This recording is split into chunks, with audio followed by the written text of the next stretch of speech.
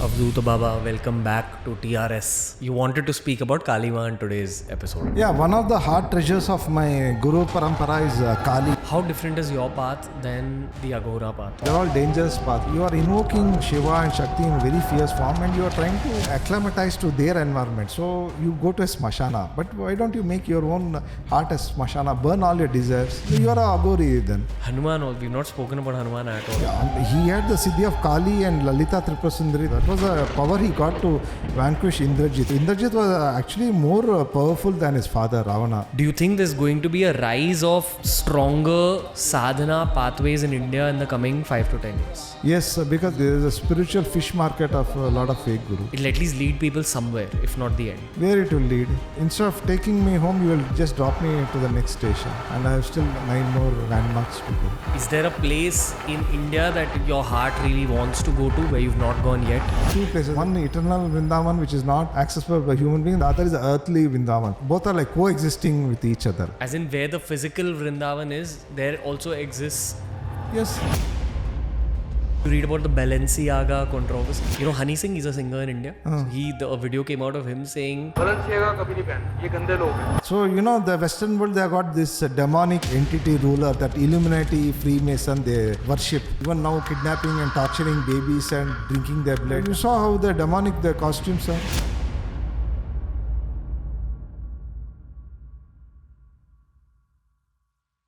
Avadhuta Baba returns on today's episode of TRS when we're covering topics related to Ma Kaali or any deity from the world of Sanatan Dharma, especially from the world of Tantra. I personally feel like the podcast writes itself. The questions are not mine and the answers are not the guests. We're just simply channelizing conversation from a slightly higher realm. That's what I genuinely believe, which is why I love these kind of conversations.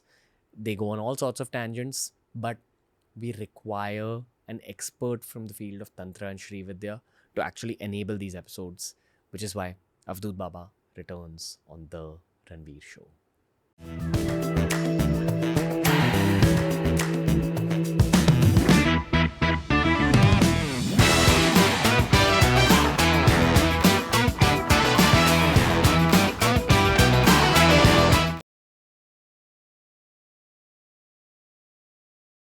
Avadhuta Baba, welcome back to TRS. Thank you. Feeling good? Yes, always. Should we begin immediately? Of course. Okay. You wanted to speak about Kaali in today's episode. Yeah, one of the heart treasures of my Guru Parampara is Kaali. Kaali in the form of Shavasana Kaali. They called Kala Sankarshini Kaali, who is the last, she's the queen of the 13 Kalis of Kashmir Kali Krama. They are 32 Kali forms and they are all the 32 forms are between 2 endpoints. One is Dakshina Mahakali and the other point is Shavasana Mahakali. What does that mean? You mean they are the 2 ends of the spectrum? And ends of the spectrum and in between you have the 30 remaining rest of the Kali forms. So Shavasana Mahakali is none but Kala Sankarshini. She's also called as Samhara Kali. That's what my gurus called her. Why Samhara? Because she kills time. Of all the forms of Kali sit on Shava, that is Shiva, and all the forms of Kali kill Kala, that is time. But she does one thing. Her main purpose is to kill and only kill. She doesn't menstruate like Dakshina Mahakali to create universes. Her only purpose is to kill. Who kill what?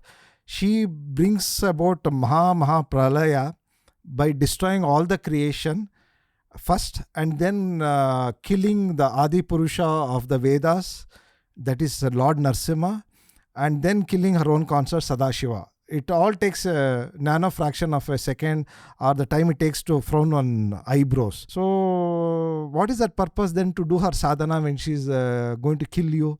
She's going to kill the individuality in you and she's going to make you merge into her, Mahasamadhi. But as my Avadhuta Guru said that her sadhana is not meant for this age. But my gurus, they did her sadhana and that's how I got her mantra, diksha and upadesha. And I've done a little bit of a sadhana. And if you observe the writings of Lakshman Ju, the famous Kashmir saint, he never mentioned about her sadhana. He just said that you pray to her, and he said a little bit of general things. So as far as my conclusion is that he did not receive her mantra upadesha. So the lineage has extinguished. Although some people say that there are other saints in Kashmir who have given them the mantra. I would really come out in the open and say that no, so far no one is doing a sadhana. And if they say they are doing her puja, there is no puja vidhanam. That's all gone. And there are certain temples in Kerala who are 2-3 temples are there where they showed me even the idol of the Devi, and they're doing secretly her puja. But that doesn't surprise me. Jammu Kashmir, West Bengal, Bangladesh area, and Kerala, all communism and Hinduism almost got destroyed because they were invoking her. When you are invoking such a mighty, fierce energy, you should be able to control it, control that energy levels of such a deity. How can you control her? As my guru said, she's a black hole in the cosmic level. She's mother of all the black holes. So she's that powerful. She would be like equivalent to like a 1 billion black holes. She has got that much power. And she submits herself to Lalita Tripurasundari in the form of hidden astra. So when Lalita Tripurasundari becomes in her inner form as Shodashi Parabhattarika, she holds one weapon which is not seen by anybody, and that is Kala Sankarshini. I say in the past because I don't see any great gurus now in the south. So the great Srividya gurus in the south, they used to fear and tremble at the very mention of her name. She gives grace by gifting or bestowing you with misery and suffering. You say why? Because then how will you evolve unless you go through the suffering? Then all your prarabdha karmas comes to zero. She takes away all your things and all your belongings. She's one of the primordial deities who is beyond the reach of Advaita, beyond the reach of Tibetan Dzogchen theory, beyond everything. I should admit I have had experiences of her. Will she give me further experience? Yes, if I do continue her sadhana, but it's not possible to do her sadhana beyond a certain point. One just stops abruptly. It's not because that she is gifting you misery or suffering, or she is giving you pain. It's like that, just beyond certain point, you desensitize yourself to the pain. Then what is the purpose? And then you start thinking, why am I doing a sadhana? She's killing all the gods. She's killing all the creation. Then the opposing view will come. Why can't we walk in a path where you enjoy life, view the good aspects of Devi? Always want you want to see your mother in a more Soumya Rupam, a more gentler manner. Why do you want to see her always in a fierce manner?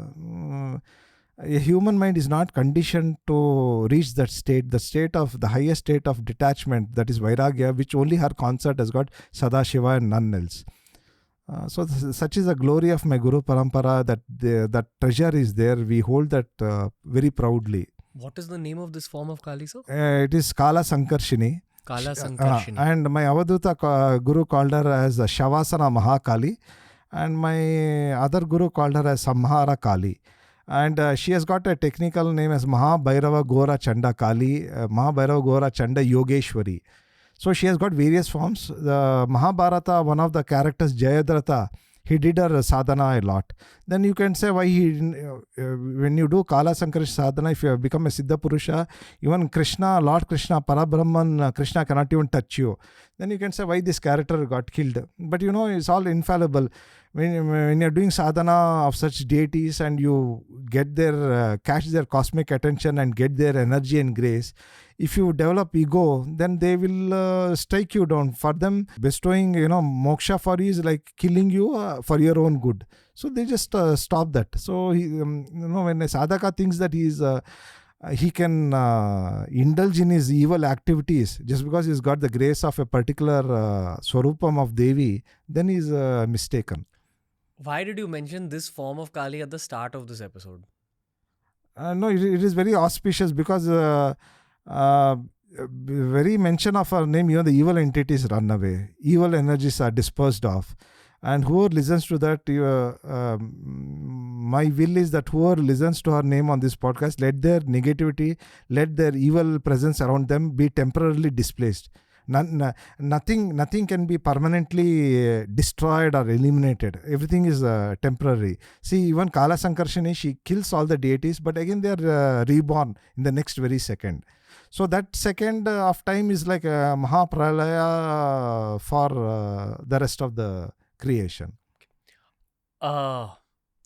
You said something very interesting in this paragraph. Like amongst the 100 interesting things you said, one thing stuck out to me, which was what you said about Kerala, Bengal and Kashmir. Bengal, Bangladesh and the Jammu, Kashmir and Kerala, they used to worship her and see what is the condition. Condition in terms of the Hinduism and about the state of affairs. You're saying that Hinduism started to fade away from those geographical regions. They faded away. Kerala was a land of Siddhas, what it has become now. And Jammu Kashmir was a cradle of Kashmir Krama. Where is it now? And West Bengal, Bangladesh, although there are a lot of Kaali Upasakas in West Bengal, but where is Bangladesh and the rest of West Bengal? You see the condition there. But if you pray to this particular form of Kali, she brings destruction. That is the core logic behind this? No, when you're calling a guest, you should be ready to receive the guest. Okay. So if you call a murderer, then you better keep a knife with you or some weapons in self-defense. If you are calling a gentleman, then you be gentleman with him. So I mean to say that when you are invoking fierce energy, you will have to be of that spiritual caliber to hold that energy and to please send them away. So it's like the gods, when you call them, you invite them, you make them to sit, have food, and then you send them off in a gentle manner. You mentioned Mongolia in the last episode, very briefly. I've been studying a lot about Mongolia and Genghis Khan lately, and I've gotten to know that even Genghis Khan's forces used the invocation of deities in their warfare. Specifically, there was a deity called Eternal Blue Sky. That is this one. That is she's a protector. She's a form of Kaali. The mantra also goes like this: Jo Ramo, Jonjo Ramo, Tumbo Kala Rachemo Racha Acha Dacha Tunjo Rulu Johum. Yeah, that is a protector deity, and they say she's equivalent of our Hindu Kaali, but she sits on a pregnant donkey, and she's a very fierce form. And even her painting is not displayed; they cover a cloth. Have you traveled to Mongolia yourself? No. Okay. But in Mongolia, have you heard that deity worship is still prevalent? No, they have the Tibetan Buddhism is very much prevalent there. Okay. Now they have relaxed the rules. In past 20 years, they relaxed the rules. There are a lot of Tibetan monasteries. My Tibetan guru is currently there. He switches between here in Bailagope and Mongolia. So Mongolia has got a very thriving Tibetan Buddhism. Do you want to say anything about Tibetan Buddhism? Because we had a Tibetan Buddhist Rinpoche, Palga Rinpoche. It was so fascinating for me to learn about Tibetan Buddhism and the parallels it has with Sanatan Dharma. What is this linkage between Tibetan Buddhism and Sanatan Dharma? Specifically, I want to ask you about Tarama in Tibetan Buddhism. No, Tara, the Dashakshari mantra of green Tara, that is the 10-letter green Tara mantra, is present in our Tara Krama Tantras, and that got popularized their practice. And then Chinnamasta practice, before she becomes Chinnamasta, she is Renukamba. She is known as Vajra Yogini in Tibetan. So Vajra Yogini and Tara practice is very prevalent, while Tara practice and Renukamba is very less in India now.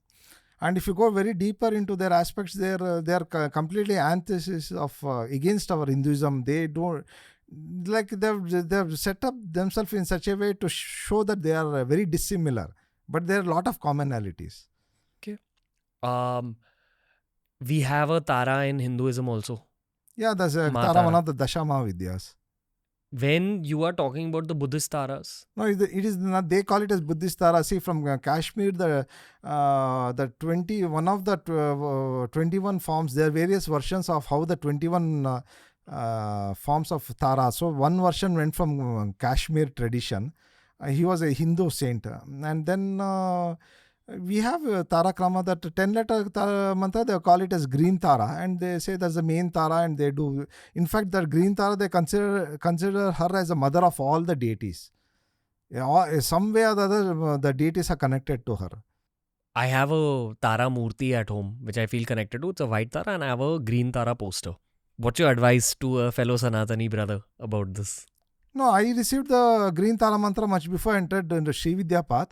And my Tibetan guru is unlike the other Tibetan great saints who said that Hindu path is heretic path. They believe in God, and they used to dismiss. He is broad-minded. In fact, their mantra ends with Soha. He said you can chant it as Swaha. It is a matter of tongue. They made the mantra as Soha. Even though the mantra is incorrect, from our Hindu perspective, they still they produce a lot of great Siddha Purushas who chanted the Tara mantra. Having a murti or a portrait, I don't see it's a good you're having. See, ultimately, you have to get into sadhana. These are all okay, good. It's like you are appreciating pilgrimage place, but you're not gone to that pilgrimage place. So once you have to step forward, and if you are interested in Tara, you should take up the Tara sadhana. What is the point just keeping a murti or painting? You have to call her, right? If you want to call a friend, if you have their mobile number, you will call them. You will not just keep your friend's photo. You are going to call that friend. So like that, the mantra is a means of communicating with the deity. Ultimately, the inner meaning of the mantra is the body of the cosmic body of the deity. So that is how so many people, when they say mantra siddhi, I ask them what kind of mantra siddhi. Is it getting integrated with the mantra, with every bijam of the mantra, or getting some small minor siddhis or major siddhis, or they have become a jivan mukta? What do they mean by mantra siddhi? Because some people claim they have got mantra siddhi. So that is what. You did Tibetan practices? No, my guru is a incarnation of Heruka Chakra Samvara Bhairava. He's a Mahasiddha, and he had experiences of Tara. He did not disclose much because one thing was his limitations in talking English, and he was using a translator. See, you don't disclose a guru and shishya when they're talking. A third person cannot be privy to all your inner communications. So he had experiences of Tara, and he gave me the Tara prayer. He said, you chant the mantra and it is invoking all the Taras. You don't have to think technically that wheel is rotating with all our bijams. You just chant the mantra, everything you will get. Is there a place in India that your heart really wants to go to where you've not gone yet as a Shakta? No, there are a couple of places I want to go because I just want to go and come back. But the one place which I really like was Vrindavan. But it's very noisy and crowded. But underneath it's a very spiritual place, and Vrindavan Radharani always resides. But people there, they say Radhe Radhe, but they worship Krishna. That I'm not able to understand. But there are two places. There's one eternal Vrindavan which is not accessible by human beings. The other is the earthly Vrindavan. Both are like coexisting with each other. As in where the physical Vrindavan is, there also exists a non-earthly Vrindavan. Yes, but they both exist but in a different plane. Okay. But when you go to the physical Vrindavan, you're able to download blessings from the astral Vrindavan.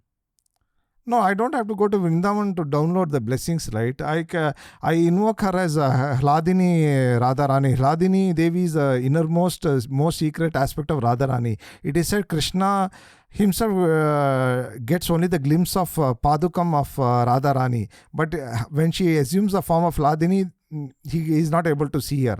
There is no Shastra, no Vaishnava text, nothing who have described Hladini, described her mantra. They just say, parrot one sentence. She's a love potency of Krishna. She's the attractive power of Krishna.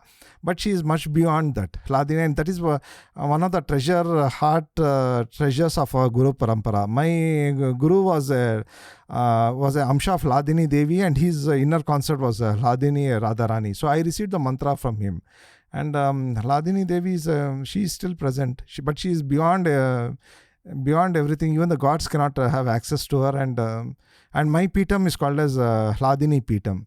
So although I don't have an ashram, Pitam doesn't mean that automatically when you should have a physical setting. If it happens, then so be it. But till then, I called my Pitam as Hladini Pitam, and she is also my Shakti.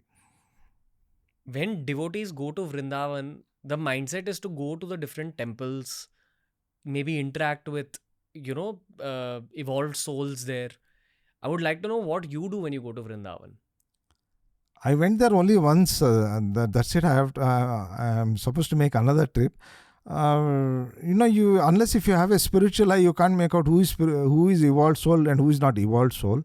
There are temples there, but I don't know. The main temples are all not dedicated to her. The Banki Bihari temple I went, it is actually Radharani in Krishna form.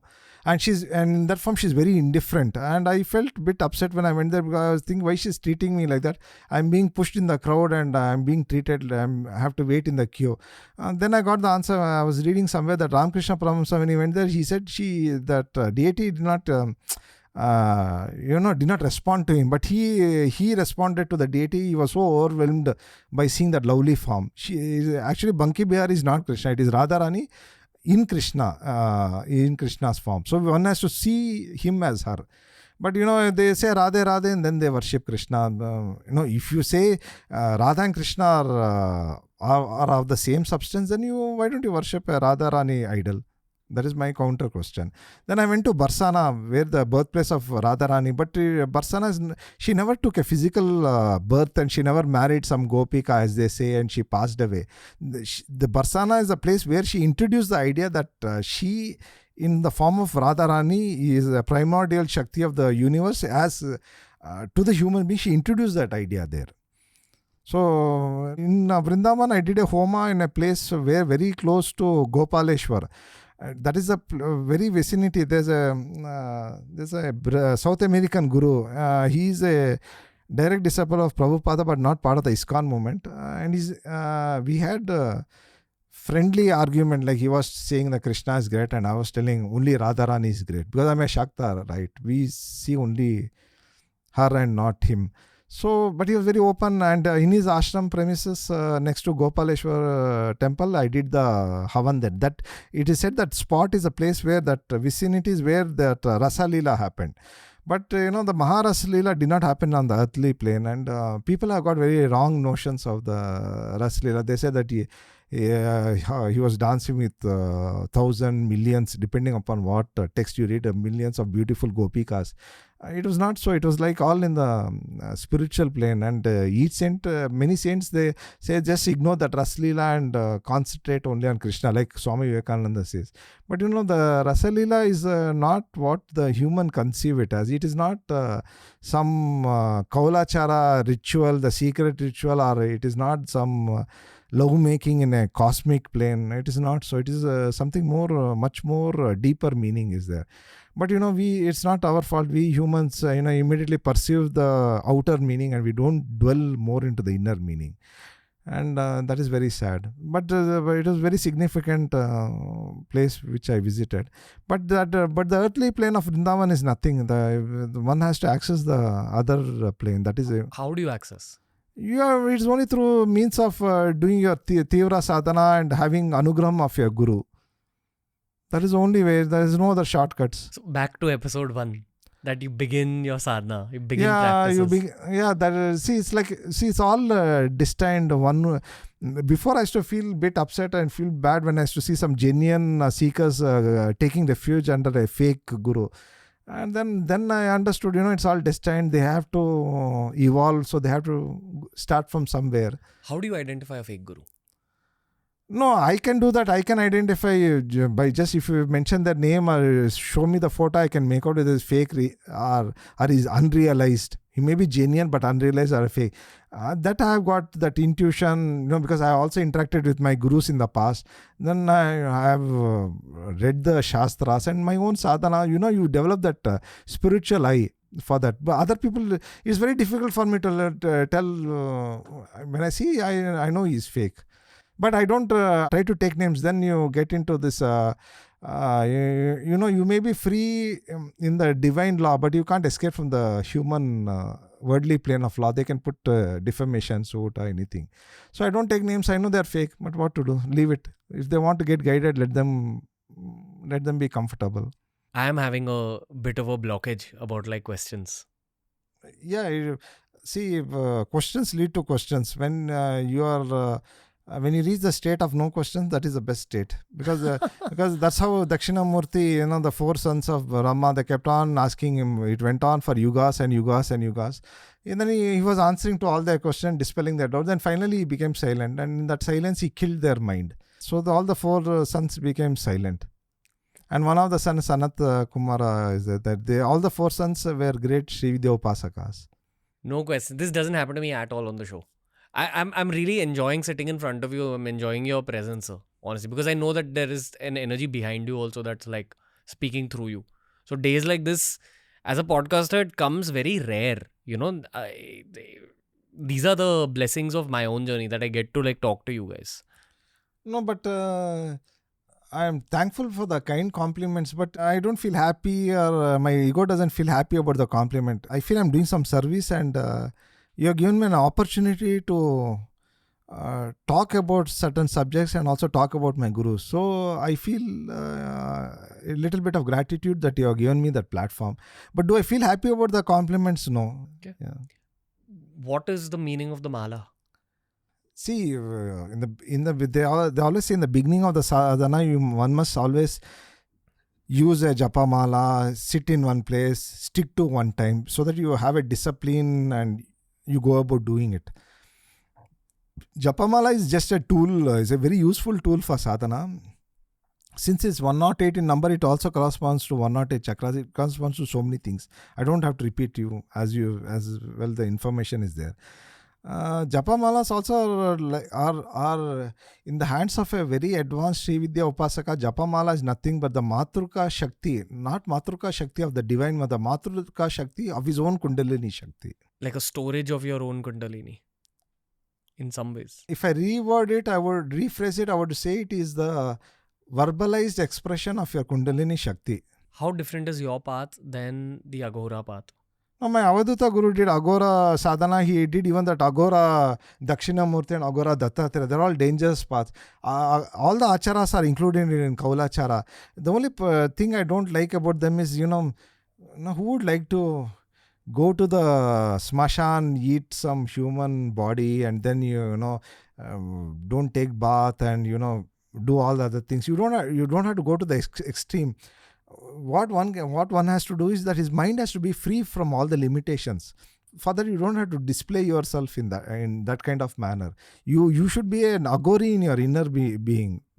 And Aghorachara, unfortunately, only the people see this, the kind of, they see these people like some kind of gangsters and, unclean, unkept, indulging in black magic. The Aghorachara is not all that. Aghorachara is you are invoking, Shiva and Shakti in a very fierce form, and you are trying to acclimatize to their environment. So you go to a smashana. But why don't you make your own heart as smashana? Burn all your desires, burn all your expectation, hopes, and you are a Aghori then.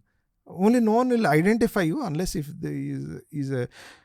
another aspect is why one cannot identify a highly spiritual evolved soul is because the Kula Yoginis, they prevent access to one's consciousness. Except if one is a guru or if one is a Mahasiddha, one cannot make out if the other person is highly evolved and is in a certain spiritual station.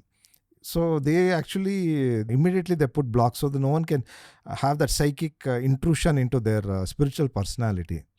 You're married? I'm married. She is also a sadhak? She's working. No, she's not sadhak. How do you explain your sadhak life to her? Now, see, if I'm working as an external contractor. If I join some MNC, I would have been earning 30-40 lakhs. Big paunch with lot of health problem. Monday, Friday you work, and Saturday, Sunday you can't get out of your bed, and no sadhana, nothing. Now I'm madcap. They'll say you sacrifice your professional life. You're chasing after this sadhana. What have you got? Siddhis. That is also true. See, you need a criminal set of mind. There's a few celebrities. I don't take their names. They did Akarshana and they got millions of followers. They talk only abstract. They don't talk about mantra. They don't talk about puja. To get that Akarshana means attractive power. Like I want to make Shrutesh as my disciple. He should only follow me. Nobody should only think of me. So to get that power, you should have criminal mind. 6 hours daily you have to do sadhana of that Devi. Ma Tangi or Ma Raja Shyamala. She's a queen of all the Akarshana Shakti. Do 6 hours daily for 6 months. She will give you all the powers. You attract everybody and swindle them of money. But you have to have the criminal set of mind to do that, and you should have interest to do that. I appreciate these criminals. They have spent their time, invested energy, and they have done daily sadhana till they give. If they could have done that for constructive purpose, how much useful they would have been to the society and to themselves.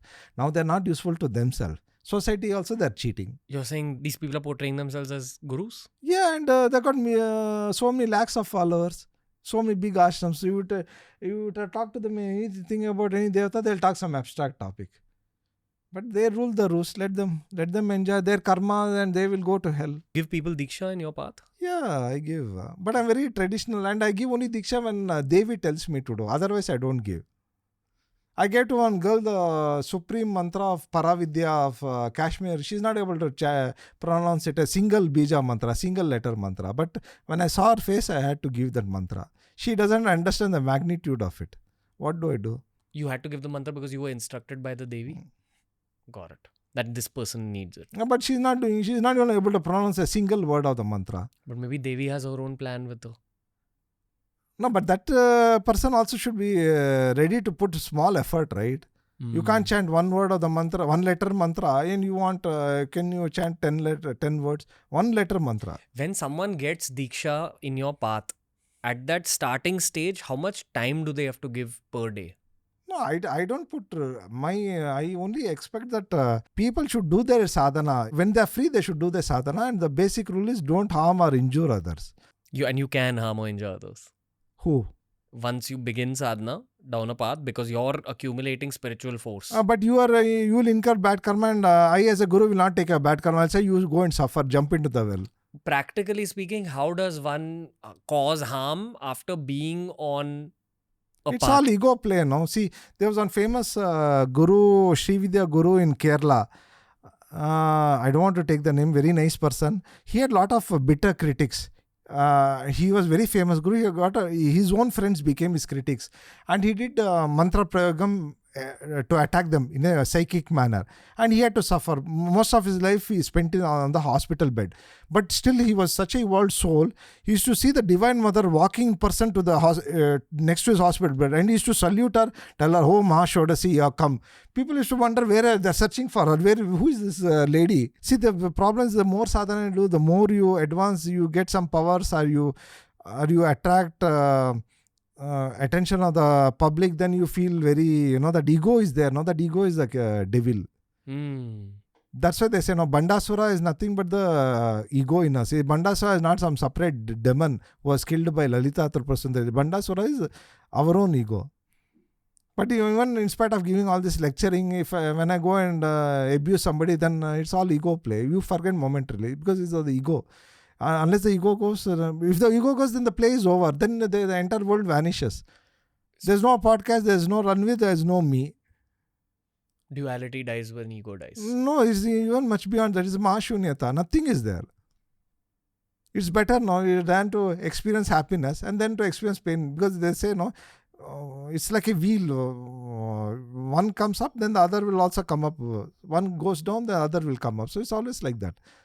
In the Western world, people reference a subject called witchcraft, which I read some books upon, and I felt like this is some sort of prayogam only. So, the Western world, they got this demonic entity ruler, that Illuminati, Freemason, they worship. And we, in fact, one realized Srividya Guru of Karnool, when I told him like this, they are even now kidnapping and torturing babies and drinking their blood, adrenochrome and doing, he wondered, he was surprised. He said the media did not tell this. I said, it's a mainstream media, why will they tell?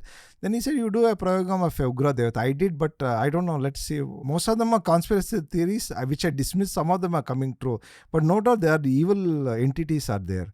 I really wish to do this Shavasana Kaali Homam in one of the satanic places, because to combat all evil forces, draw out energy, and that 1% of energy is drawn out from Kala Sankarsana. My guru used to say she is embodiment of dark energy. From dark energy, they get inspired and motivated. A fraction of that is their energy.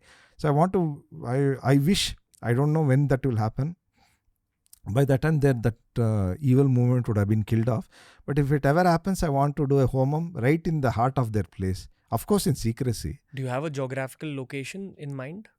Yeah, I don't want to disclose it. Okay. But it's somewhere in America. Somewhere in the West. Somewhere in the West. Okay. But you're saying that within the realm of politics also there are asuric Yes, of beings. course. There you see the way they talk, the way they behave. You see, they want to destroy Sanatana Dharma. They want to destroy India. They want to sell the motherland. Who would want to sell their motherland and their mother? So when you do more sadhana, you always have protection. But you can't protect your environment. You cannot extend your protection to your family, neighbors, because it requires a lot of your tapo shakti. See, even displaying the psychic powers, you are consuming your tapo shakti. If somebody wants to show me mantra siddhi, I would say I don't want to see a power. You show me that particular god. He will not be able to show. But he'll be able to show his minor siddhis. What is use of that minor siddhi? Asuras also have said these, right? Yeah, they have. Because they are also doing their own they're rituals. misusing the energy. Okay. Did you read about the Balenciaga controversy?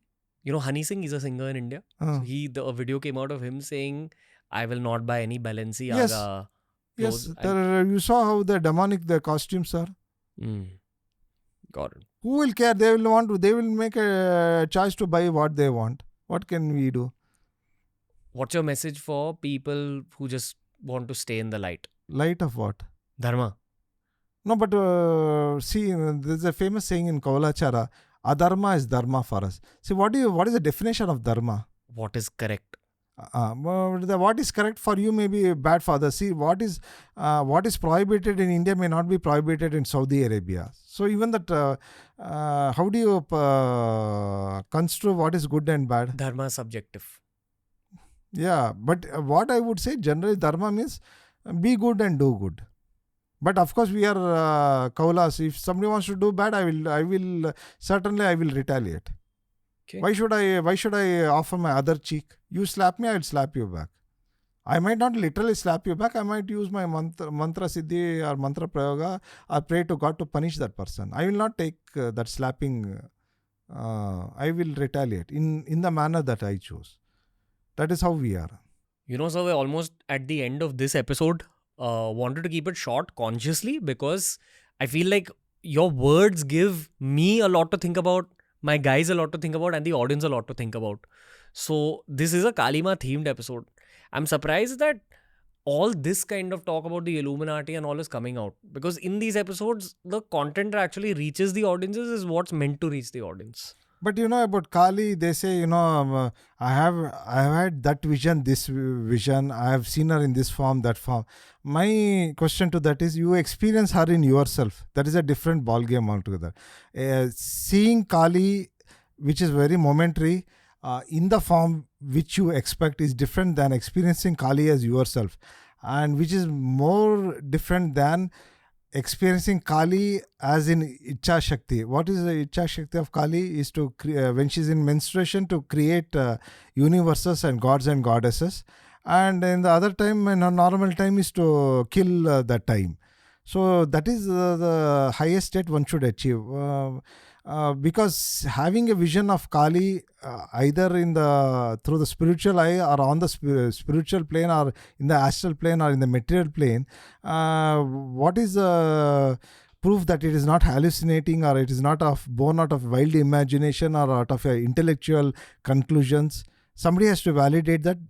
That should be either your guru or your peer, or it should be a Mahasiddha. My goal always should be, in Kaali Sadhana, is experience her as yourself. And then the last stage is experience her in action. How do you begin it again? Through doing Kaali Sadhana under a guru who has realized Kaali, and from an authentic guru lineage. What if you don't have access to the guru? Is there a mantra you can chant? There's nothing. No okay. Guru, no mantra. No mantra, no devata. No devata, no experience. All we can do now is probably learn about Kaali. No, but what will you learn about Kaali? You will only read about the text or you read from others. So it's a second-hand knowledge. As one senior person on the Srivijaya journey used to say, whatever knowledge you get from others is only second-hand knowledge. What knowledge that comes within yourself, I mean, you experienced it or you have understood it, it will always satisfy you completely. How do you feel about Shri Yantras, sir? Sri Yantra is a very powerful tool. It is a tool to take you to moksha. It's a tool to gain you anything spiritually and materially, any desire of yours. It is a very valuable tool in the hands of a spiritual adept. What if someone's not spiritually adept at handling it and just keeps it at home? My guru used to say, even if you keep it at home without doing any worship itself, is a presence of a positive energy. Okay. See, the people, unlike in the past, they used to frighten, don't keep yantra, don't keep idol, it will attract misfortune. Okay, but if you keep it without disrespecting it, then what is the issue? Again, there's too much to think about. Is there anything you feel we've missed out in this first meeting? I know there's a lot more topics, but when it comes to these two episodes, the first was an introduction to you and the pathway to the ultimate. The second was an introduction to Kaali Ma in some ways. You just scratched the surface. And regarding Kali in Kali Yuga, they say she's one of the Shipra Devata Mantra Siddhi. Means she's very quickly bestows Siddhi in Kali Yuga. She's one of the deities. Kali, Hanuman, Krishna as Gopala Krishna, then the Chandi, then you have a few other deities. They give very quick Siddhis in Kali Yuga, and one of them is Kali. Hanuman, we've not spoken about Hanuman at all. Hanuman is a very great Srividya Upasaka and a great Kali Upasaka. He is also a mantra rishi for one of the Srividya mantras, Hanuman, and he is also a great Kali Upasaka. He had the Siddhi of Kali and Lalita Tripurasundari. Then that was a power he got to vanquish Indrajit. Indrajit had the Purna Anugram of Pratyangara Devi, Atharvana Bhadrakali Pratyangara. So Indrajit was actually more powerful than his father Ravana. And Hanuman, because of his siddhis, was able to subdue him completely. And Pratyangara Devi is one of the most ferocious form of Kali. And even in Durga Saptashti, it says that when she shakes her head, universes they scatter. She's very powerful. Are there Indian celebrities and political figures who also have achieved some Shri Vidya Siddhis and are using them for the sake of their career? Now at present? Yes. Zero. Is there usage of Prayog in upper class circles as well as political circles? No, Prayog means what? Application using lower deities or the higher deities? Open question. Both. I don't know. They won't be using higher deities. They might be using lower deities. Lower deities are probably Lower deities means all the semi-deities or the demonic entities. They are not using any higher deities. Srividya deities, first of all, you have to do sadhana under a proper guru, proper guidance, and then you will have to use that energy to fulfill your selfish desire. That itself takes a long journey. So where's the question of by the time he gets into entertainment industry is already over his lifespan. What about politics? Politics, no. You see first of all, see whether the human beings, they're not even being like human beings. Are they spiritual? There are very few people who are spiritual in political field. Okay. There is a school of thought called Animism, which is, traditionally it's been popular in the Indonesia region, in Southeast Asia. So there was an empire called the Ahom Empire in Assam, and I was reading about the history of the Ahom Empire. Yeah. It was established by someone who was briefly supposed to become the king of a kingdom in Thailand somewhere. Okay. But because of some reasons he couldn't. Okay. And he was told that you go westwards towards India, you might be able to establish a kingdom there. Okay. So they brought this so-called religion of animism, where they pray to their ancestors as well as souls which are confined to pots and souls which are confined to like lamps. Nothing surprising. You have got Pithrus, you get the blessing of the ancestors, you are able to progress further in your material endeavor.